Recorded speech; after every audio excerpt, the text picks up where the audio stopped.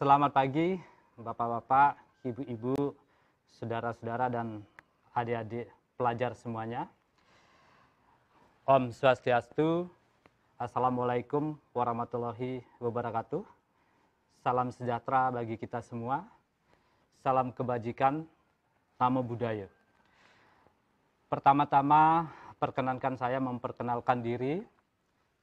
Nama saya Ineng Aswaryo, selaku ketua adat atau di Bali sering disebut dengan Bendesa Adat Desa Adat Duku Penaban, Kelurahan Karangasem, Kecamatan Karangasem, Kabupaten Karangasem, yang sekalian juga sebagai penggagas dan pendiri daripada Museum Komunitas Museum Pustaka Lontar Desa Adat Duku Penaban.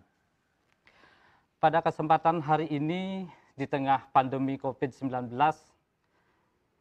kita semua berharap semoga musibah ini cepat berlalu.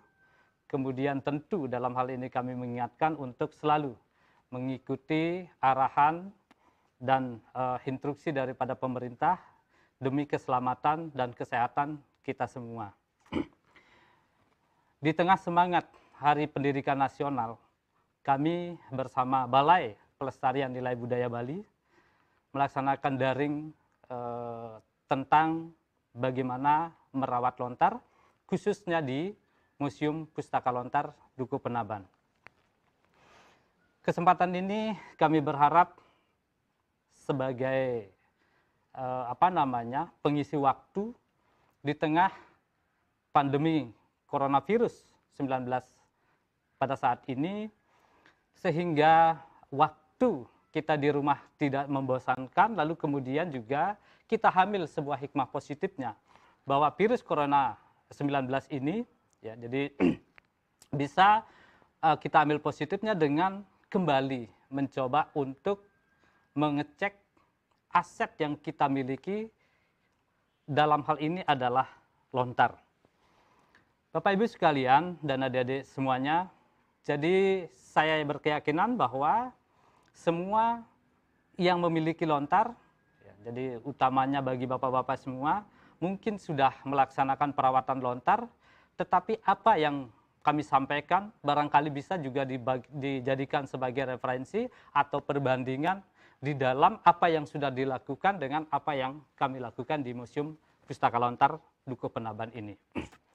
Nah, kalau bagi Bapak Ibu sekalian atau adik-adik yang belum pernah melakukan perawatan lontar, pada kesempatan pagi ini kita coba berbagi bagaimana kami di Museum Pustaka Lontar melakukan perawatan lontar sehingga nantinya lontar itu benar-benar terawat, karena bagaimanapun juga lontar itu juga membutuhkan sesuatu perawatan agar bisa kuat, awet, dan tetap bagus.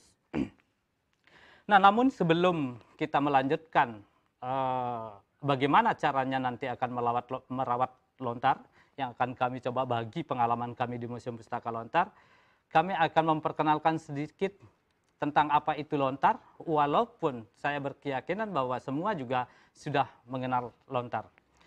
Nah, yang dimaksud dalam hal ini adalah lontar adalah yang seperti ini. Jadi lontar adalah sebuah naskah kuno ya, atau manuskrip yang ditulis di atas daun lontar, yang tulisannya menggunakan aksara Bali atau bahasa Jawa kuno, ya, atau juga bahasa Bali. Nah, keberadaan lontar-lontar di Bali sampai saat ini masih cukup banyak. Bahkan tak jarang lontar ini dijadikan benda yang disakralkan oleh pemiliknya. Namun demikian, kami di masyarakat, kemarin sebelum berdirinya Museum Pustaka Lontar, banyak warga kami yang mensakralkan begitu saja lontarnya tanpa pernah merawat dan membaca kembali apa yang ada atau apa yang dimilikinya. Nah, karena hal itulah maka pada kesempatan hari ini mari kita bersama-sama berbagi, ya.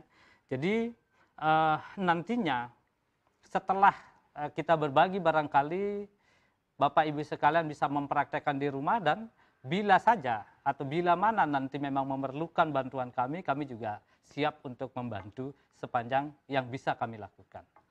Nah, meski demikian Bapak Ibu sekalian, kini masih banyak ya, ditemukan lontar-lontar yang kondisinya sangat memprihatinkan akibat kurang perawatan, pemeliharaan, bahkan penyimpanannya yang kurang baik, sehingga lontar tersebut tidak bisa dibaca kembali, bahkan menjadi rusak atau bahkan lapuk. Nah, kami tidak banyak akan mengulas tentang bagaimana lontar, karena bagaimanapun juga sudah banyak referensi tentang apa itu lontar. Ya, memang awalnya lontar adalah sebuah kalimat dari ron dan tal. Ya, ron adalah daun, tal itu adalah pohon, jadi pohon daun tal, atau mungkin kalau di Bali namanya pohon ental. Ya, jadi itu. Nah, berdasarkan jenis-jenis lontar yang ada di Museum Pustaka Lontar, ya, jadi atau dikelompokkan berdasarkan jenisnya, lontar-lontar itu ada yang berbentuk dalam bentuk tatwe, lontar-lontar etika, ya. Jadi lontar-lontar yajna, kemudian ada lontar-lontar puja, kemudian ada lontar-lontar usada atau pengobatan. Kemudian juga ada lontar kawisesan yang berbicara tentang pepohonan dan sebagainya, banyak sekali ya, yang termasuk juga lontar arsitektur, ya. Nah, demikian banyaknya jenis daripada lontar ini, sehingga ya, jadi kita patut berbangga bahwa kita punya para leluhur membuat catatan dalam bentuk yang dituliskan di atas lontar itu adalah sesuatu aset yang tidak ternilai harganya sampai sekarang. Terlebih-lebih pada saat sekarang masih banyak yang bisa dipakai referensi atau penelitian untuk kehidupan di masa yang akan datang. Nah, karena itulah kami sadari di Desa Adat Dukuh Penaban ini ya bersama masyarakat. Jadi kami mengajak masyarakat kami di Desa Adat Dukuh Penaban untuk melestarikan lontar yang dimiliki oleh warga, demikian juga untuk memelihara dan merawat lontarnya dengan membangun sebuah yang namanya Museum Pustaka Lontar Desa Adat Dukuh Penaban yang dibangun oleh komunitas masyarakat kami, ya, jadi dibangun oleh komunitas masyarakat kami di tahun 2017. Nah, lokasi, ya, jadi lokasi museum kami, ya, jadi lokasi museum kami itu ada di tengah kota sebetulnya, ya, di Kelurahan Karangasem, Kecamatan Karangasem, Kabupaten Karangasem, tepatnya di lingkungan Dukuh Bukit Ngandang, Desa Adat Dukuh Penaban. Seperti apa yang telah kami sampaikan di depan, bahwa lontar itu sangat memiliki nilai yang luar biasa pada kesempatan yang baik saat ini. Ya. Jadi kita coba kembali cek aset kita, atau mungkin adik-adik ya, kalau orang tuanya memiliki misalnya ya, di tempat suci atau di ruang yang disucikan, misalnya seperti yang kelihatan di belakang, ada keropak-keropak lontar itu, mari coba kita lihat, mari kita coba cek. Toh juga pada saat sekarang, pemerintah lagi membatasi kita untuk berkumpul, kemudian juga untuk keluar rumah. Lebih bagus kita memanfaatkan waktu ini untuk kita melihat aset yang kita miliki, bila mana diperlukan perawatan, mari kita rawat bersama-sama. Selanjutnya, Bapak Ibu sekalian, demikian strategisnya bagi kami di Dukuh Penaban tentang lontar yang dimiliki oleh masyarakat, maka kami dalam membangun Museum Pustaka Lontar sudah merangkum dalam bentuk falsafah Museum Pustaka Lontar Dukuh Penaban, yang mana kami telah menjadikan falsafah daripada Museum Pustaka Lontar itu adalah apa yang kita lakukan dewasa ini, atau wartamana, biasa dikatakan wartamana ya, jadi apa yang kita lakukan dewasa ini hendaknya berpijak pada masa lampau, jadi yang lalu atau atite, kemudian dan merumuskan harapan masa depan atau nagata.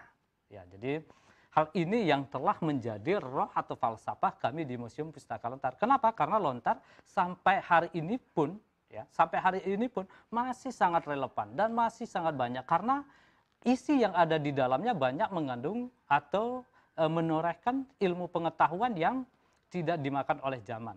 Ya, jadi seperti itu. Nah, karena hal itu, Bapak Ibu sekalian, sebelum kita merawat pada sesi acara merawat lontar, kami memperkenalkan lebih dalam lagi tentang museum yang kami miliki atau museum komunitas kami, yaitu Museum Pustaka Lontar Desa Adat Dukuh Penaban. Nah, di dalam implementasi daripada keseharian, Museum Pustaka Lontar kami ini juga memiliki yang namanya visi.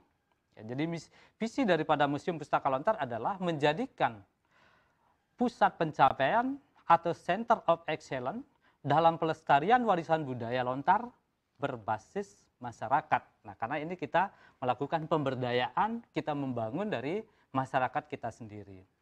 Nah, itu adalah visi daripada Museum Pustaka Lontar, yaitu bertujuan untuk menjadi pusat pencapaian atau Center of Excellence dalam pelestarian warisan budaya lontar berbasis masyarakat. Seperti biasa bahwa untuk melaksanakan dari visi tersebut, kami memiliki juga yang namanya visi. Ya.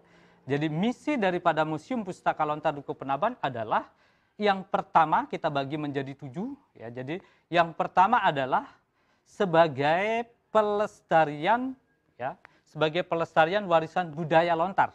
Jadi kami tentu mengajak masyarakat untuk melestarikan lontar yang dimilikinya.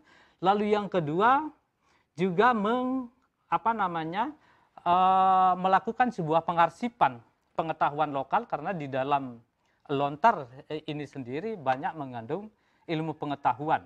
Kemudian ada juga yang ketiga adalah pengelolaan pengetahuan lokal, kemudian transformasi keilmuan dan pengalaman lokal, kemudian sebagai destinasi pariwisata budaya. Kenapa kami lakukan misi sebagai destinasi pariwisata budaya? Karena ini adalah museum komunitas yang tentunya juga memerlukan operasional, sehingga kami menjadikan juga salah satu misinya adalah juga sebagai destinasi pariwisata di mana transformasi nilai dan pengalaman lokal sekaligus jadi membangun apresiasi lewat kemasan pariwisata. Nah, itu. Kemudian yang keenam adalah kesempatan lapangan kerja. Jadi kesempatan lapangan kerja dengan terbangunnya Museum Pustaka Lontar ini, kami juga mempekerjakan warga lokal kami. Jadi anak-anak muda yang mungkin tidak merantau, terus kemudian tidak kuliah, dan kami ajak untuk bersama-sama mengurus Museum Pustaka Lontar ini.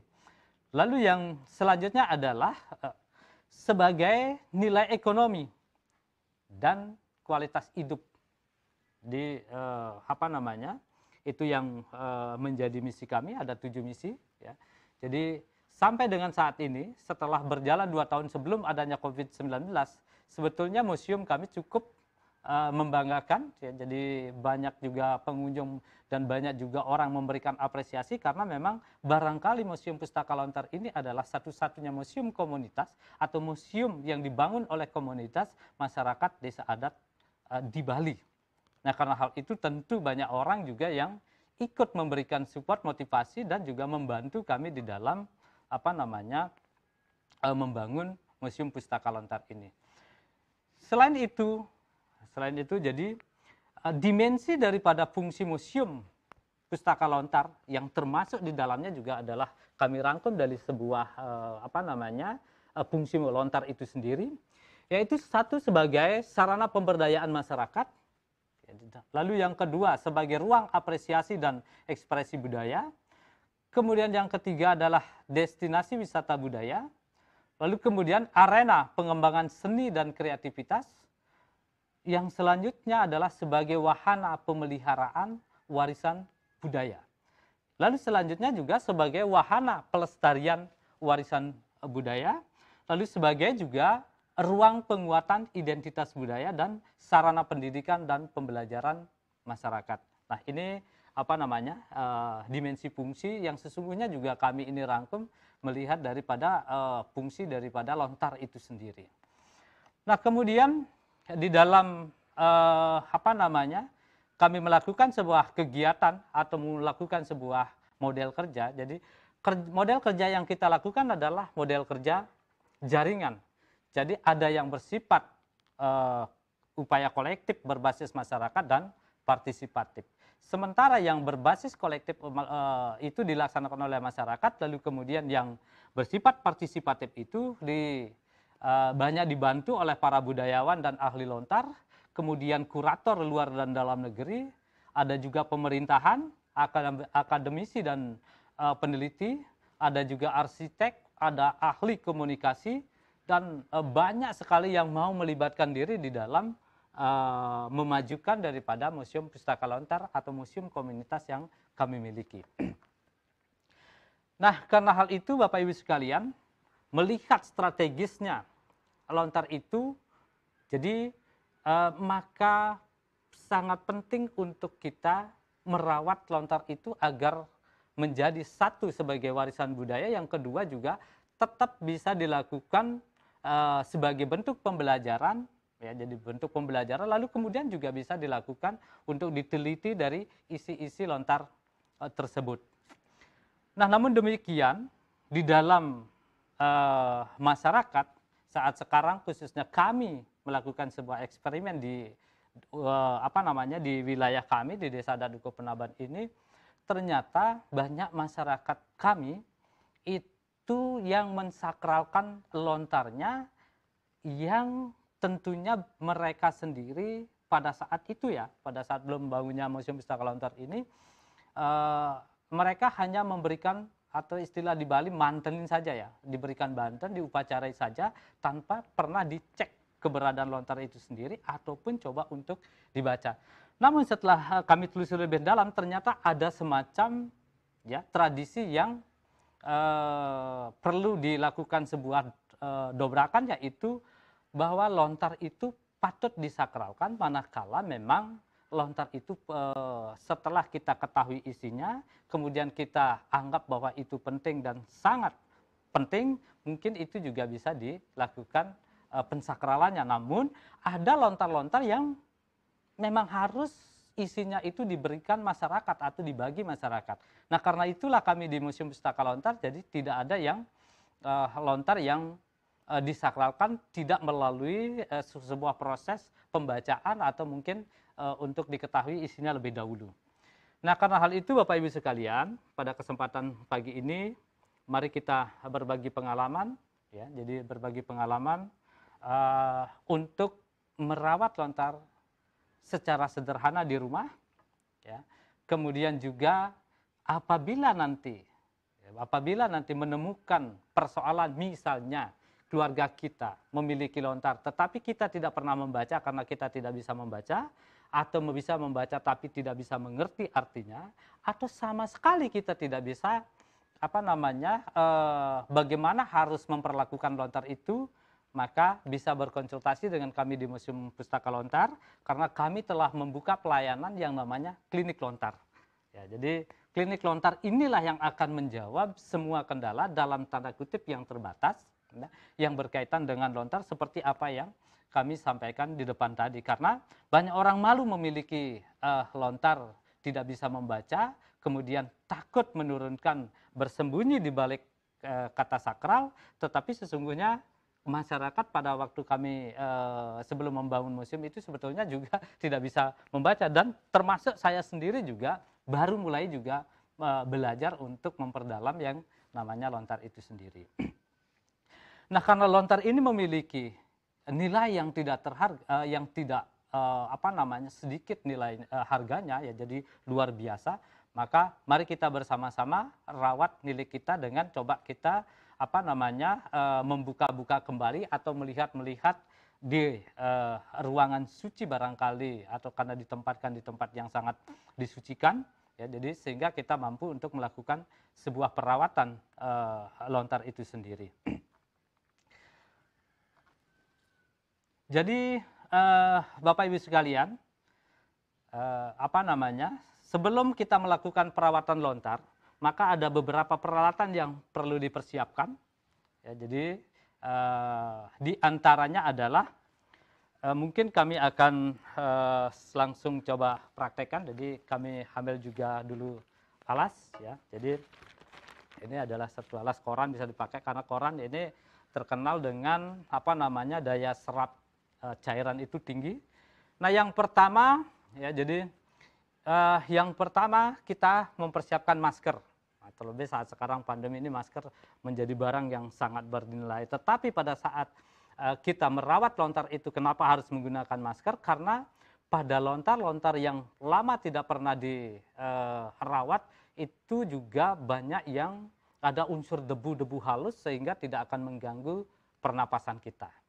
Ya, jadi salah satu ini masker adalah sesuatu yang sangat penting yang kita harus dipersiapkan. Yang kedua, ini ada sarung tangan.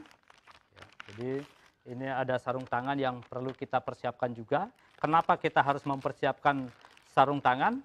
Karena ya seperti yang saya sampaikan, barangkali nanti di lontar itu sendiri banyak bakteri, ada yang alergi terhadap bakteri, ya, alergi terhadap bakteri, jadi kita bisa juga terlindung. Tetapi pada zaman-zaman mungkin para tetua kita, ya, jadi lebih banyak tidak menggunakan sarung tangan di dalam merawat lontarnya karena mungkin lebih mendapat merasakan guratan-guratan daripada tulisan-tulisan yang ada di lontar. Namun demikian saat sekarang memang banyak yang menggunakan sarung tangan. Yang ketiga, kita memerlukan kuas. Jadi kita juga memerlukan kuas. Kuas ini adalah untuk menyapu media di permukaan lontar itu sendiri. Ya, jadi di permukaan lontar itu sendiri sehingga debunya bisa menyingkir atau bisa kita kurangi sebelum kita melakukan sebuah pembersihan. Yang selanjutnya kita ada gelas kecil. Ya, mungkin ini media untuk tempat cairan. Apapun bisa dipakai, tidak harus yang seperti ini, ya. Jadi tidak harus yang seperti ini, bisa dipakai juga yang jenis-jenis yang lain. Tapi tujuannya adalah untuk menuangkan cairan yang akan kita pakai untuk membersihkan. Lalu yang kelima, ya, kita kalau di Museum Pustaka Lontar itu menggunakan cairan berupa alkohol 95%, tetapi ada juga yang menggunakan minyak serai. Ya, kami juga pada tahun 2017 ya, menggunakan minyak serai, tetapi barangkali karena cuaca atau mungkin ya kami tidak menyalahkan minyaknya, ya perawatan pada saat itu kurang pas sehingga dalam umur 3 bulan ketika kami menggunakan minyak serai itu lontar justru jamuran. Nah, ini memang perlu kehati-hatian. Mungkin ini harus diperlukan sebuah penyesuaian suhu atau mungkin kelembaban udara. Nah, sehingga sampai dengan saat sekarang kami itu menggunakan cairan berupa alkohol 95% karena memang ini lebih mudah kita dapatkan di apotek-apotek. Kalau sementara minyak serai mungkin ada juga distributor yang mungkin tempatnya jauh. Kalau di Karangasem mungkin secara ready belum ada, mungkin kami juga harus ke Denpasar misalnya ini mencari. Nah, karena hal itu kami di Museum Pustaka Lontar menggunakan alkohol 95% di samping memang cepat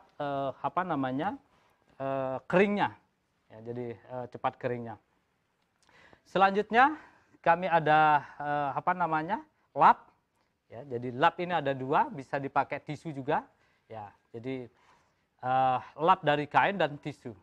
Ya, jadi ini tergantung selera. Tetapi kami lebih menyarankan untuk menggunakan kain karena kain ini dia tidak lengket dan agak licin, terutama yang berbahan agak sintetis. Tetapi ketika kita menggunakan tisu, bisa saja tisu ini juga diambil oleh guratan lontar atau tulisan itu sendiri sehingga juga bisa menjadikan robek atau sobek lontarnya.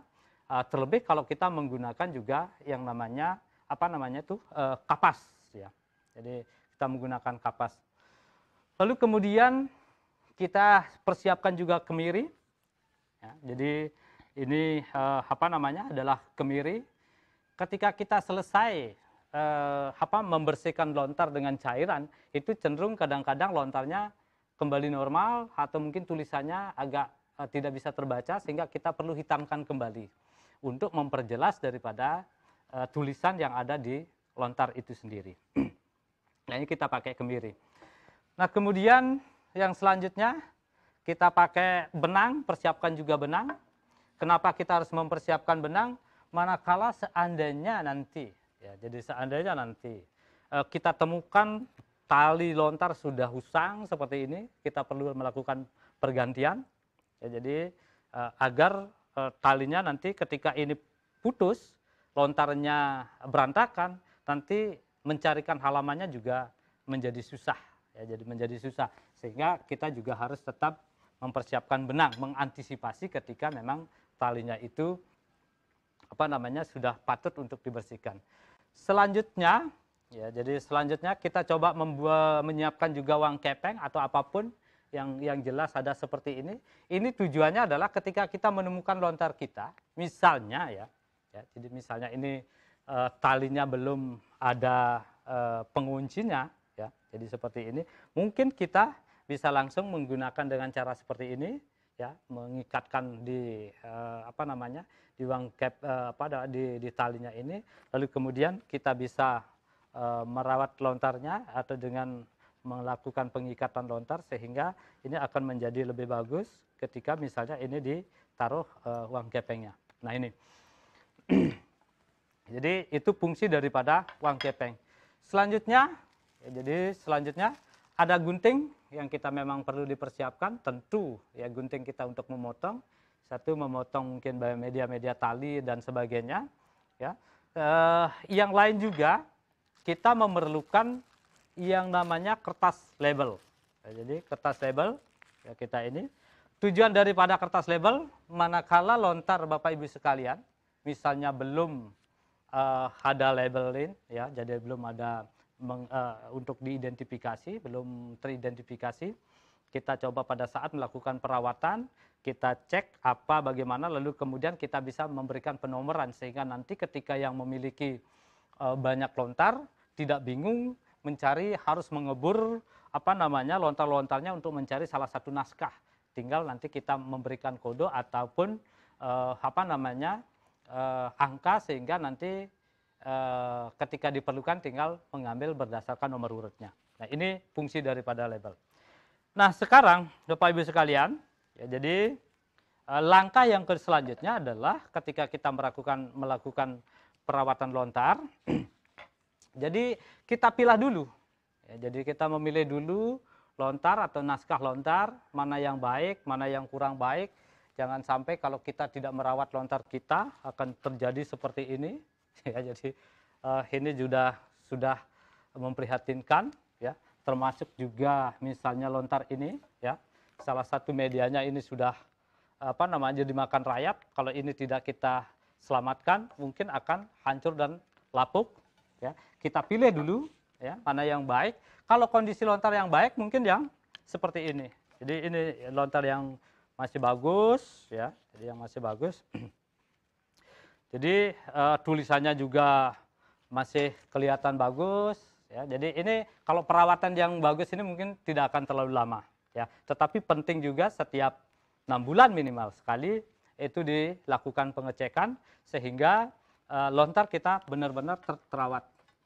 Nah, setelah kita memilah daripada naskah lontar yang kita akan lakukan pembersihan, kita kenakan mungkin masker ini saya ganti dengan masker ini, ya.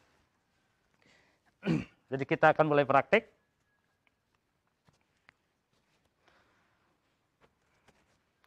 Jadi kita ambil lontar yang mungkin yang kondisinya kurang bagus. Ya, jadi seperti ini mungkin ya. Jadi ini adalah sebuah praktik ya.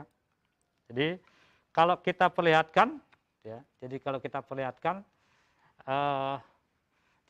perlihatkan ini adalah lontar yang mungkin bisa di sini ini ada lontar yang kurang jelas. Sementara ini yang jelas ya. Jadi seperti itu kita akan coba lakukan ya. Jadi kita akan lakukan pembersihan yang media yang satuan ya. Jadi kita akan praktekkan di sini Bapak Ibu sekalian ya. Nah ya, mungkin ini yang kita akan praktekkan, bisa nanti akan akan kita hasilnya nanti seperti apa setelah kita lakukan perawatan. Jadi kita akan ambil media ini seperti apa yang kami sampaikan. Ya, jadi kita harus menggunakan selop tangan, ya. Jadi kita menggunakan selop tangan. Ya,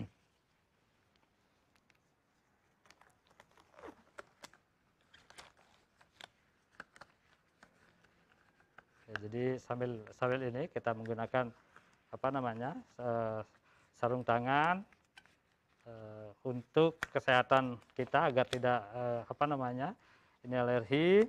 Jadi mungkin saya pergunakan satu saja.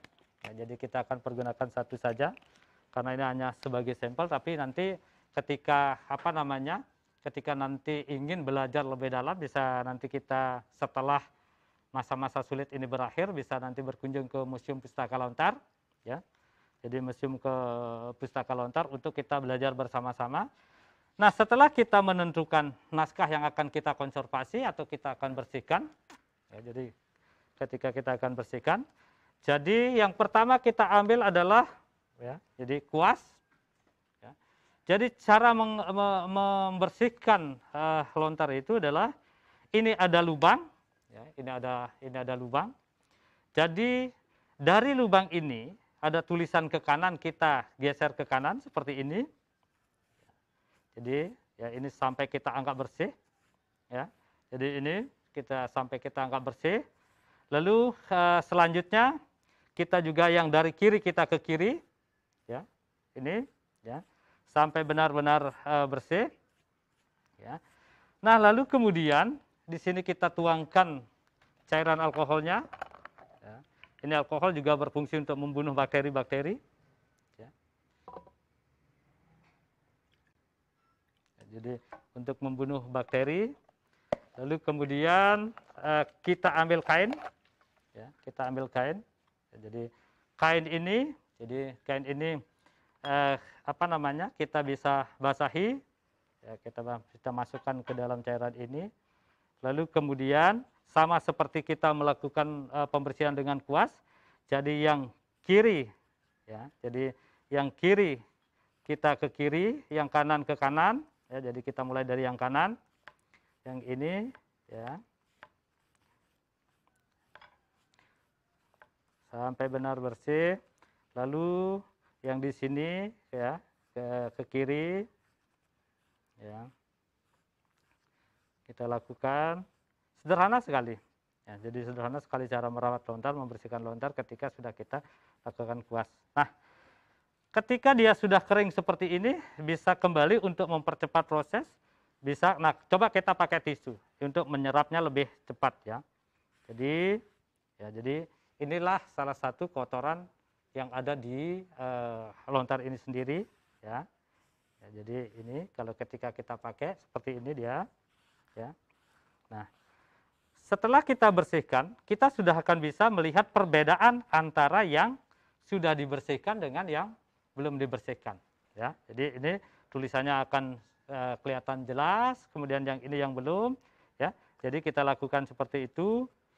Nah, selanjutnya, ya, setelah ini dikeringkan, untuk lebih menghitamkan lagi, mempertajam lagi tulisannya, kita bisa ambil kemiri yang sudah dibakar, ya. Jadi karena kemiri mengandung minyak, jadi ini, ya, tadi akan saya ambil separuh, ya. Jadi ini kita bisa lakukan seperti ini, ya, ya, untuk menghitamkan. Nah, ini biasanya yang saya katakan kalau saya melihat orang tua, ya, melihat orang tua itu dia senangnya tidak menggunakan apa namanya selop tangan, ya, tapi dia akan menekankan seperti ini, ya, untuk apa namanya hitam-hitamnya kemiri itu, arangnya itu bisa masuk ke dalam, atau minyak daripada kemiri yang dibakar itu bisa masuk ke dalam, ya. Jadi sehingga nanti itu juga adalah bagian daripada apa namanya bagian daripada penghitaman itu. Lalu kemudian kita bersihkan lagi dengan lap yang kering, ya. Nah, dia akan semakin agak kelihatan mengkilap, ya. Nah, jadi seperti ini, ya. Jadi apa namanya lontarnya. Nah, kita sudah bisa melihat membedakan, ya. Jadi ini yang kita belum sama sekali kita proses, ya. Jadi lontar ini yang belum sama sekali kita proses, masih tidak jelas, ya. ya. Terus kemudian di dalamnya juga banyak yang ini. Lalu kemudian ini adalah yang baru kita bersihkan dengan alkohol atau minyak serai, bisa juga nanti. Ya. Kemudian ini yang juga sudah kita berikan dengan menghitamkan. Jadi dia akan kelihatan permukaannya lebih halus, lebih licin, ya. Terus kemudian yang di sini masih agak kelihatan kering. Nah, ketika sudah dilakukan seperti ini bisa dikeringkan dengan cara membiarkan di ruang yang terbuka, ya mungkin tidak harus bersentuhan secara langsung dengan sinar matahari, karena itu juga bisa saja akan merusak lontarnya itu sendiri, ya. Habis basah terus kemudian kering, kemudian bisa retak. Tapi biarkan dia kering dengan angin akan jauh lebih bagus sampai benar-benar lontar ini setelah dibersihkan benar-benar kering. Ya, jadi sampai benar-benar kering sehingga nantinya, ya, ketika ini sudah dilakukan, ya mungkin ya kita akan ulang lagi satu dulu, ya. Kita ulang lagi satu. Jadi kita ambil yang ini, ya, kuas, ya, atau kita pakai satu bagian biar bisa kita membedakan, ya.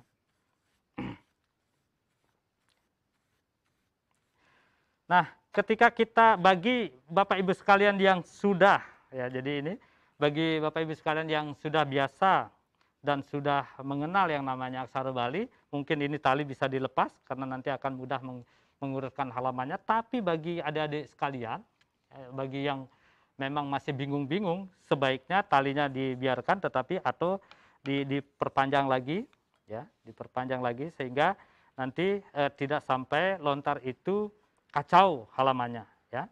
Jadi, nah ini kita akan coba, lalu kemudian kita kembali masukkan dengan cairan alkohol, ya. Jadi kita bersihkan dengan alkohol seperti ini terus sampai benar-benar kita anggap kering, sampai benar-benar kita anggap bersih, ya. Nah, lalu kemudian bisa untuk mempercepat, ya, kita bisa pakai tisu, ya. Tapi kain juga bisa yang menyerap agak lebih cepat, ya.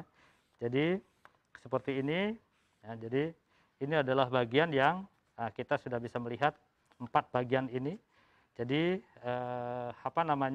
ini yang sudah dilengkapi dengan kemiri, ini yang hanya baru alkohol, ini yang baru dan ini yang belum.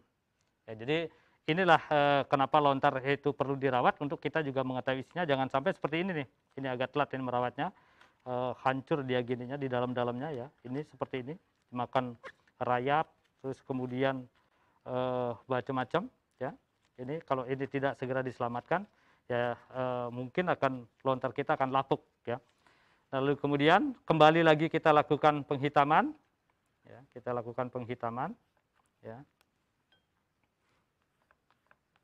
Seperti ini, ya. Jadi sampai merata, ya, sampai merata kita inikan lontarnya, ya. Kemudian kita coba ginikan biar harangnya masuk ke dalam, ya. Jadi biar masuk ke dalam, akan tulisannya akan semakin jelas, ya. Jadi akan semakin jelas ketika sudah kita anggap sudah cukup, ya. Ini adalah bagian dari ini, jadi kita bisa kembali, ya, kita bersihkan dengan tisu juga boleh, ya, tapi lebih bagus kita memakai yang ini agak licin, ya. Jadi agak licin. Nah, ini adalah salah satu proses perawatan lontar. Nah, ini salah satu, lalu kemudian kita keringkan yang ini, ya. Kita dikeringkan dulu di sini. Nah, cara perawatan lontar yang lain agar tidak mengalami kondisi yang seperti lontar ini, ya, hancur dia di depannya. Kemudian ini bisa kita, talinya bisa diganti. Lalu kemudian jadi saya singkirkan dulu ini, ya. Jadi ini kita perlu juga melakukan sebuah langkah penyelamatan. Di dalam hal ini, ya, langkah penyelamatan lontar yang lain merawatnya juga bisa dibuatkan kotak misalnya, ya. Jadi kita bisa buatkan kotak setelah nanti, kalau ini lontar misalnya, ya. Saya anggap ini bahwa lontarnya sudah selesai dibersihkan, terus kemudian sudah dihitamkan. Kemudian kita juga bisa merawat lontar dengan membuat kotak, ya, atau mungkin seperti ini kalau yang di belakang itu kotaknya dari kayu, itu juga sebagai identitas atau status bagi yang merawat lontar dengan baik. Nah, ini adalah cara juga bagian kedua. Nah, kalau seandainya Bapak Ibu sekalian, ya, jadi kalau zaman dulu, para orang tua yang kami lihat itu memang tidak harus membuat kotak, tetapi ditaruh di di tempat semacam box, ya, dari ini, sehingga dia ditaruh di sana. Nah, itu. Nah, lalu kemudian Bapak Ibu sekalian, ya, jadi Bapak Ibu sekalian, jadi untuk merawat lontar yang lain kita bisa juga membuatkan boxnya. Ini untuk nantinya ketika terjadi gempa, dia jatuh, ya, dia tidak akan dibanting apapun, dia tidak akan rusak ini, ya. Nah, ini, ya, ada kasurnya, kita bisa buatkan dari spons, ya, kemudian kita ada selimutnya biar dia lontarnya juga hangat ini. Jadi kemudian biar hangat, lalu kemudian kita taruh seperti ini, ya. Jadi nah, ini kalaupun dia jatuh, ini masih dia tetap akan utuh. Karena ini juga kami melakukan sebuah kerjasama dulu dengan teman-teman di mahasiswa di Melbourne. Nah, itu Bapak Ibu sekalian, cara merawat lontar yang sangat sederhana, ya, jadi tidak terlalu ruwet, sambil juga di tengah masa pandemi ini, ya, di tengah masa pandemi ini memanfaatkan waktu, kita ambil positifnya, ya, kita ambil positifnya, kemudian dengan melihat aset yang kita miliki, ya, jadi aset yang kita miliki agar warisan leluhur kita atau orang tua kita itu benar-benar terjaga, ya, agar benar-benar terjaga dengan baik. Kemudian juga ini masih bisa dipergunakan untuk dalam kurun waktu yang cukup lama, ya. Jadi dalam kurun waktu yang cukup lama. Barangkali itu yang dapat kami sampaikan berkaitan dengan perawatan lontar yang sangat sederhana, tetapi kami akan mencoba menjawab beberapa pertanyaan, ya. Jadi beberapa pertanyaan, walaupun nanti pertanyaannya belum bisa kami tuntaskan, ya, jadi belum bisa kami tuntaskan, mungkin pada saat-saat sudah waktu situasi pandemi ini baik, mari kita belajar bersama di Museum Pustaka Lontar, karena itu adalah museum milik komunitas, ya, jadi museum milik komunitas. Jadi kita tujuannya adalah untuk bersama-sama melestarikan lontar yang kita miliki. Ya, jadi itu. Nah, ini sudah ada masuk pertanyaan dari Ayu Widasasmita dari Bima NTB. Ya, jadi penasaran cara menulis lontar bagaimana? Nah, ini mungkin ini adalah salah satu sesi untuk menulis lontar. Tetapi kami perkenalkan, ya, jadi kami akan jawab dulu. Sebelum kita menulis lontar, kita juga harus mengetahui bahan daripada lontar itu sendiri. Ya, jadi bahan lontar itu sendiri. Jadi kita harus mempersiapkan peralatannya. Ya, ini memang ada pisau yang khusus, ya, ada pisau khusus yang kita dipakai. Nah, ini namanya kertas daun lontar. Dari kertas lontar yang ada di belakang samping kanan saya, yang hijau itu adalah yang masih muda, kemudian dikeringkan menjadi kuning, lalu kemudian dipilah. Kita terpaksa berikan gambaran sedikit tentang proses pembuatan kertas lontar, walaupun tidak tidak mendetail betul, karena itu memang perlu kita workshop barangkali satu hari, ya. Tetapi inilah yang namanya kertas daun lontar yang sudah mengalami atau yang sudah mengalami proses dimasak, kemudian proses pembilasan, ya, dari yang awalnya, ya, adalah lontarnya seperti ini, ya. Jadi lontar seperti ini, ya. Lalu kemudian kita potong-potong, hilangkan lidinya. Jadi prosesnya dulu ya. Nanti kalau menulisnya itu gampang, tetapi kita melihat proses. Setelah lidinya dibuang atau dihilangkan, kemudian dijemur, kemudian direbus. Ya. Jadi singkat ceritanya, jadilah kertas lontar. Nah, cara menulis di lontar ini sebetulnya juga sama dengan menulis kita di kertas. Ya. Jadi kenapa lontar itu ada yang mudah dibaca dan sulit dibaca, karena tergantung dari goresan tangan orang yang menulisnya.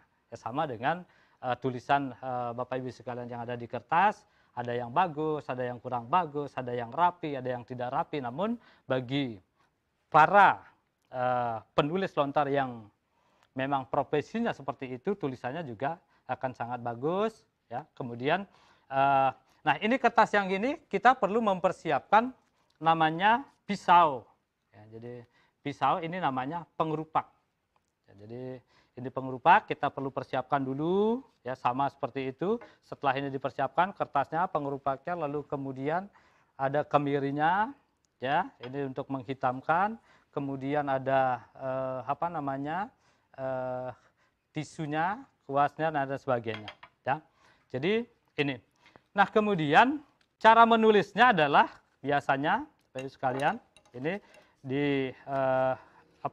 ini dikasih klem di sini biar tidak bergeser, ya, biar tidak bergeser. Mungkin saya praktekkan sedikit saja, ya. Jadi seperti itu. Nah, kenapa lontar-lontar ini ada penggaris, ada garisnya, itu ya sama dengan kita punya buku. Jadi buku itu juga ada yang bergaris-garis, kemudian untuk juga menjadikan kita tulisannya agar tidak kemana-mana. Nah kemudian tetapi kita akan coba mempraktekkan dengan kertas yang bahan yang lebih lebih simpel. Ya. Jadi cara menulisnya adalah memegang rupaknya seperti ini. Ya. Lalu kemudian ya, jadi ada selera ini juga megang pisau ini bermacam-macam, tergantung dari selera sebetulnya. Tetapi secara umum dia akan megangnya seperti ini. Ya. Nanti tulisannya ini, ya, setelah dilakukan penulisan, ya, jadi misalnya seperti ini, ya. Nah, ini jadi tangan yang di kiri ini menggeser media, sementara, ya, jadi sementara ibu jari dengan ibu jari ini juga mengguratkan tulisannya. Nah, setelah kita anggaplah bahwa ini sudah selesai, jadi kita ambil, karena ini kita masih belum kelihatan tulisannya, lalu kemudian kita hitamkan, ya, dengan kemiri. Ya. Jadi misalnya, ya, ini salah satu contoh. Ya, jadi nanti setelah dilakukan itu, kita sama dengan ini, dia juga akan kelihatan tulisannya. Ya. Jadi, nah misalnya, nah inilah salah satu yang cara menulis untuk Bu Ayu Widasasmita di Bima NTB. Lalu kemudian mungkin, ya, saya baca ini ada Komang Purnawira Nyanaya Seputra. Ya, mungkin saya bacakan langsung. Selamat pagi Bapak, jika saya atau kami memiliki lontar yang usianya sudah cukup lama dan kondisinya sudah mulai lapuk, apa bisa dibawa ke sana untuk dilakukan perawatan dan apakah dikenakan biaya? Nah ini, ya. Jadi terima kasih Pak Komang Purno. Jadi tujuan daripada Museum Pustaka Lontar ini juga sebetulnya tidak pada pertama itu membangun, ya, tidak berorientasi pada bisnis oriented, tapi lebih pada nilai melestarikan bersama naskah lontar yang kita miliki. Jadi ketika ada lapuk kita akan melihat dulu kondisinya, Pak. Ya, jadi kalau itu lapuknya sudah sangat parah, ya mungkin itu juga agak susah kita menyelamatkan, ya. Tetapi kalau masih yang medianya mungkin tidak terlalu parah banget, ya, tidak terlalu parah sekali, Bapak bisa membawa lontar itu ke museum, ya. Jadi kami akan membantu, sekalian juga akan mentransfer bagaimana merawat lontar di rumah, karena kami bukan pebisnis di museum ini, tetapi lebih banyak bagaimana kita berbagi pengalaman, kemudian di rumah kita juga bisa merawat lontar-lontar yang lain. Nah, kemudian biaya, ya, jadi biaya untuk ini kami tidak kenakan, tetapi kami akan sangat senang sekali untuk membantu. Ya, jadi nanti kita bisa nanti di kontak person ya Pak Komang ya. Jadi silakan. Nah, tetapi kalau nanti kondisi lontarnya Pak, kalau memang sangat Bapak sayangi, ya kita di Museum Pustaka Lontar di unit layanan klinik lontarnya itu juga ada bagian yang namanya digitalisasi lontar. Ini adalah bentuk penyelamatan lontar yang kondisi sudah semakin parah agar tidak sampai hancur betul. Ya nanti bisa dikontak kami, bisa nanti Bapak berkunjung ke museum ketika situasi pandemi coronavirus ini sudah berakhir atau sudah bagus. Jadi kami siap untuk membantu. Mari kita bersama-sama lestarikan warisan leluhur kita yang berkaitan dengan lontar. Nah, ini ada juga yang bertanya perawatan apa yang dilakukan terhadap lontar yang telah dimakan rayap. Jadi ini karena tadi saya melihat ada lontar yang kondisinya sudah sangat memprihatinkan. Ini hampir sama dengan yang disampaikan Pak Komang.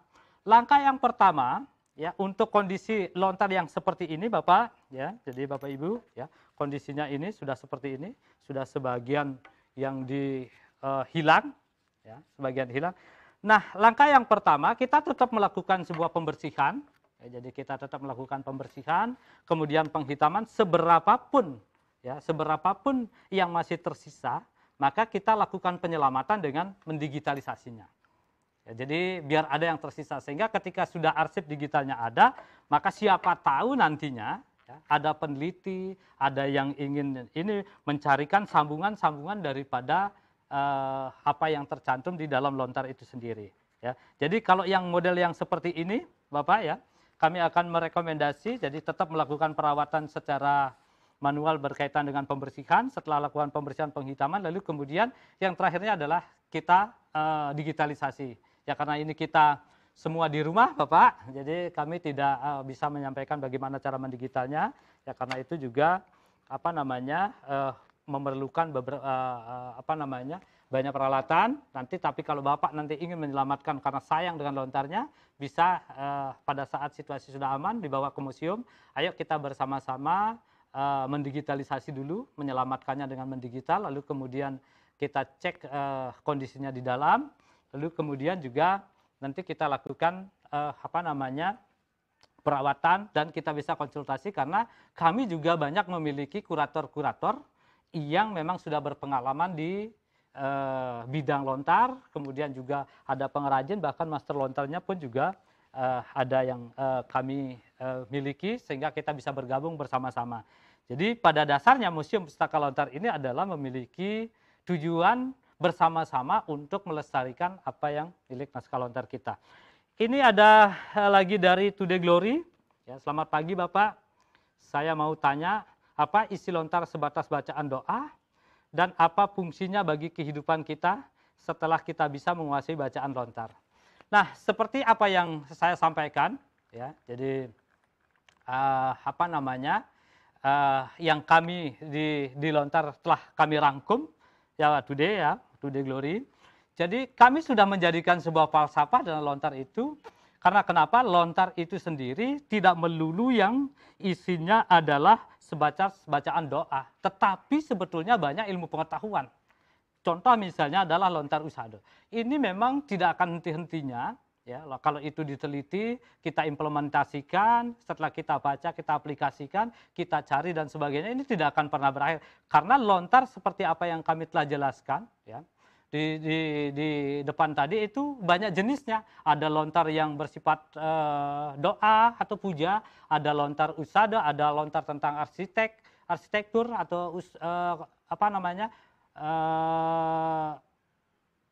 kosali, ya. Kemudian juga ada carcan binatang, ya. macam-macam banyak. Jadi tidak melulu doa, tapi itu adalah salah satu bagian. Sehingga nanti ketika Pak Today Glory bisa nanti datang ke museum, ya, bisa datang ke museum, kita melihat apa yang mau di sana sudah ada sekitar 315 cakap lontar dari masyarakat, ditambah dengan hampir 4.500 salinan yang sudah dalam bentuk tulisan Latin. Ya nanti itu Pak Dude ya. Jadi kami akan tunggu ketika Bapak ingin tahu lebih dalam tentang isi lontar. Ya mungkin saya agak kebut sedikit ini karena mungkin ada waktu. Ini jajah juga dari Ana Kurnia. Ya, selamat pagi Pak Ana Kurnia. Selamat pagi Pak Nengah. Selama ini lontar-lontar banyak yang disakralkan dan hanya dikeluarkan untuk diupacarai tanpa adanya perawatan. Kalau seperti itu sebaiknya bagaimana Pak? Ya, jadi, nah inilah sebuah gap atau yang kami lakukan atau yang terjadi fenomena di masyarakat sebelum kami membangun museum lontar. Banyak warga kami yang mensakralkan lontarnya, tetapi sesungguhnya mereka juga tidak tahu apa isi yang dimilikinya. Nah karena hal itu kami melakukan pendekatan dengan masyarakat agar lontarnya dibaca dulu. Bukan kita melarang untuk mensakralkan, tidak. Jadi dibaca dulu, setelah kita tahu isinya, kita akan mengerti apakah bermanfaat atau tidak bermanfaat, apakah suci ataupun tidak suci, atau nanti akan disucikan. Jangan sampai nanti misalnya, ya jadi kalau yang di Bali nih, ternyata ada lontar tentang sabungan ayam. Ya, jadi tentang sabungan ayam yang ini disakralkan ya enggak, itu sebetulnya juga adalah sebuah pengetahuan. Kalau pengetahuan isinya kita wajib untuk memberikan ke orang lain atau mensosialisasikan kepada orang lain dan agar bisa bermanfaat juga bagi orang lain. Kalau lontar kita bermanfaat orang lain, kenapa harus kita sakralkan? Kita mesti membaginya. Ya, jadi mulai sekarang kalau punya orang tua, ya, jadi punya lontar diketahui dulu isinya. Setelah diketahui isinya, akan kita bisa pergunakan sebagai sehari-harinya, ataukah kita memang akan sakralkan. Nah itu cara yang bisa kita lakukan. Nah untuk tidak seperti itulah makanya unit pelayanan klinik lontar kita di Museum Pustaka Lontar membantu Bapak Ibu sekalian yang kondisinya seperti ini. Jadi yang tidak bisa baca, kita ada kurator yang bisa membaca, itu kan kita bantu membaca. Lalu kemudian juga merawat, ada juga staf yang bisa merawat dan sebagainya. Nanti kita akan lakukan bantuan. Ya, ini waktu masih sedikit. Ya, jadi ini Bapak Imade Budiane. Selamat pagi Bapak.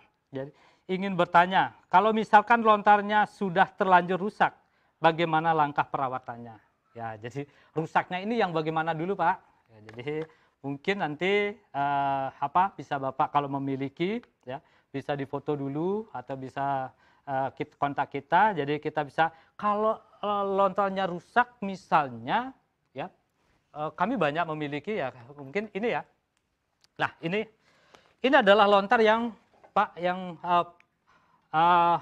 patah-patah, ya, jadi lontar yang patah ini. Juga entah kemana ini sambungannya kita nggak tahu, ya.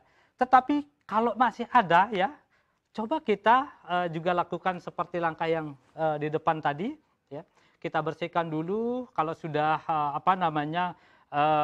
kita bersih, kita ini coba aja digitalisasi, kita baca.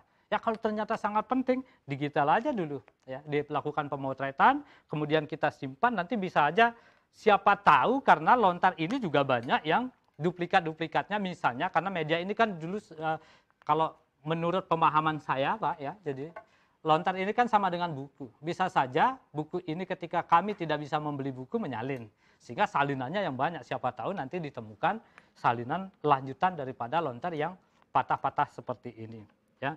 Nah agar tidak sampai hancur dan terus, ya kami merekomendasikan untuk dilakukan langkah digitalisasi. Paling tidak kita bisa memiliki separuh daripada lontar yang masih ada, ya. Jadi Bapak Ibu sekalian, ya, jadi itu cara yang kami lakukan di Museum Pustaka Lontar. Jadi kami sangat senang sekali, ya. Jadi kami sangat senang sekali ketika Bapak Ibu sekalian juga di tengah pandemi seperti sekarang, kita coba lihat-lihat kembali, barangkali orang tua kita atau leluhur kita memiliki lontar, ayo kita turunkan. Ya.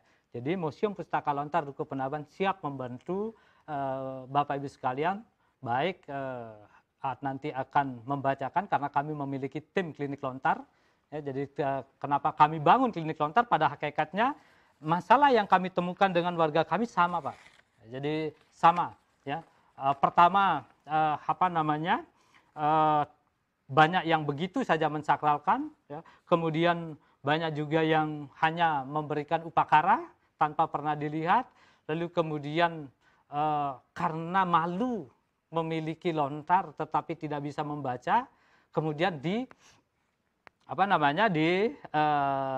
katakan lontar yang dimilikinya adalah sakral. Padahal hal yang seperti itu belum tentu juga lontar-lontar yang dimiliki itu semuanya sakral. Tetapi bagi kami merekomendasi Bapak Ibu sekalian adalah mari kita baca dulu lontar kita pahami dulu isinya, kita ketahui dulu isinya sambil kita merawat, lalu kemudian baru kita renungkan apakah lontar ini patut disakralkan atau hanya untuk dirawat atau bisa diberikan atau dibagi untuk kepentingan orang banyak. Ya, jadi untuk kepentingan orang banyak. Nah, namun demikian Bapak Ibu sekalian, kami kepada klinik lontar kami, manakala ya, jadi ada yang mengatakan masyarakat, Pak, saya memiliki lontar, tapi karena sakral saya tidak berani menurunkan dan tidak berani membawa kemana-mana. Ya. Jadi bagaimana, apakah bisa dibantu? Sepanjang itu ada permintaan dan menyesuaikan dengan kegiatan kami di Museum Pustaka Lontar, kami juga memiliki tim mobiling. Ya, jadi kami bisa mendatangi rumah Bapak untuk bersama-sama mengecek kondisi lontar yang Bapak miliki. Nah, kita bisa melakukan perawatan juga di rumah. Tidak harus ke museum. Nah, itu yang kami sampaikan, sehingga mari kita bersama-sama tumbuhkan kesadaran pada diri kita sendiri atas aset yang tidak ternilai ini yang berupa lontar. Kemudian kita tularkan kepada masyarakat yang lain yang memiliki lontar yang masih belum terjamah atau mungkin ditaruh begitu saja untuk bisa diberikan akses dibaca, mungkin bisa dibaca di rumahnya sehingga diketahui. Lalu kemudian mari kita bantu juga bersama-sama mengarsipkan lontarnya, ya, atau dengan cara meregistrasi lontar ketika memiliki lebih dari 15, 20 dan sebagainya, ya. Kemudian agar lontar-lontar itu benar-benar berguna bagi kita semua. Jadi pada hakikatnya sebetulnya lontar itu awalnya tidak sakral karena semua adalah dari bahan mentah, Pak. Ya, jadi tidak sakral. Ya cuman ketika itu sudah ditulisi, dibuat entah dengan cara apa dan sebagainya, kemudian ya apalagi yang mengandung unsur magis, ya, yang mengandung unsur magis atau pembelajaran tentang magis atau kewisaisan itu sendiri, ya itu mungkin pada zaman dulu ya tidak akan semudah seperti sekarang mendapatkan referensinya, ya sangat dikeramatkan. Ya, takut karena dulu juga barangkali para orang tua, terutama tentang yang melaksanakan pengobatan, memiliki lontar tentang usaha itu sendiri adalah bagian juga untuk menopang perekonomiannya. Ya kenapa? Karena memang sama seperti beliau berprofesi juga seperti dokter. Ya, untuk merawat, menyembuhkan sakit, ada yang minta bantuan, walaupun tidak diminta dibajat seperti harus berapa dan sebagainya, tapi biasanya orang yang disembuhkan itu pasti memberikan balas jasa, imbal jasa. Nah, karena hal itu, kembali saya sampaikan, pada hakikatnya lontar tidaklah sakral, tetapi lontar perlu dibaca, diketahui isinya, baru dipilah apakah akan disakralkan. Nah, itu barangkali yang dapat kami sampaikan, ya. Jadi yang dapat kami sampaikan, sehingga Bapak Ibu sekalian, ya, nanti mudah-mudahan kami juga bisa tetap bekerja sama dengan Balai Pelestarian Nilai Budaya, khususnya yang di Bali, ya. Jadi mungkin kami nanti juga akan melengkapi, ya, bagaimana kita merawat lontar, menyelamatkan lontar dalam dalam era digital seperti sekarang. Mungkin nanti kita akan adakan satu sesi. Nah, kesimpulannya Bapak Ibu sekalian, jadi kesimpulannya adalah merawat lontar itu sederhana sekali. Mari kita rawat lontar kita, Kenapa? Karena juga bahan yang diperlukan juga tidak terlalu banyak. Cukup punya kemiri, ini cari kita di pasar. Ada juga yang namanya susah kali cari minyak sereh, kita pakai alkohol 95%. Ada di apotek di mana-mana. Saya yakin juga ya bekas-bekas kita melakukan upacara pasti berisi juga kemiri. Ya, itu bisa dimanfaatkan. Kemudian juga kuas, rasa juga tidak akan terlalu mahal. Ya, ketimbang nilai satu cakep lontar ini, peralatan ini hanya mungkin 2 lembar saja sudah bisa tercover. Ya, jadi sebelum lontar Bapak Ibu sekalian menjadi seperti ini, terpatah-patah, hancur berkeping-keping seperti ini, mari kita rawat lontar kita di tengah pandemi ini sambil mengisi waktu. Ya, ada hal yang mungkin ya Bapak Ibu sekalian nanti kurang jelas, ya, jadi kurang jelas. Bisa dikontak di nomor kami ya di nomor kami ini sehingga nanti kami bisa berbagi ya, kami bukan orang pintar tapi kami akan berbagi apa yang kami bisa lakukan dan apa yang kami miliki kepada ibu sekalian, tetapi karena kami juga memiliki tujuan yaitu bagaimana warisan leluhur berupa lontar-lontar ini dapat kita selamatkan dan kita lestarikan. Nah, akhirnya